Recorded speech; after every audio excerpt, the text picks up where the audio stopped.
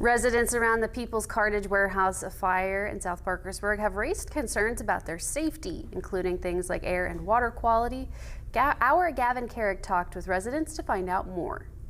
With crews still battling the fire at the Peoples Cartage warehouse in Parkersburg, local residents are starting to raise concerns for their health.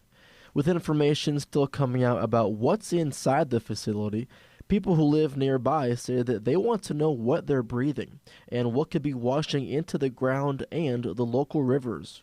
If you look in the back of the facility, there's not a sock to soak up runoff. There is nothing in place to stop that water seeping into the ground, which that means all that soil has the pollution into it. And then when it obviously goes straight to the river, and no one's doing anything to stop that.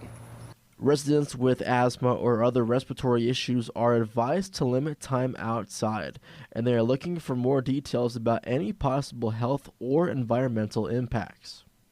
I'm here outside of the Parkersburg South High School football stadium, and as you can see behind me that there's still plenty of that thick gray smoke that we saw yesterday, but now there's also a mixture of lighter gray smoke. You can still see plenty of firefighter units trying to extinguish what is left. Walls have already fallen down yesterday going into today, and I actually saw one fall via drone footage of Gage Stevens, and I talked to him earlier on this afternoon, and he said that there's so many people thanking him for the footage that he has been able to get.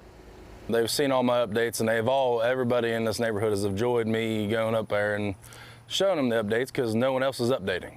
No one else is up there flying a drone, getting updates on the fire. People from across town has messaged me personally and said, "We appreciate you for showing us what's going on. We have loved ones fighting that fire." Crews say that they'll continue working on the scene and provide updates as they get more information, and residents are urged to take precautions if smoke moves back into their neighborhoods. In Parkersburg, Gavin Carrick, WTAP News.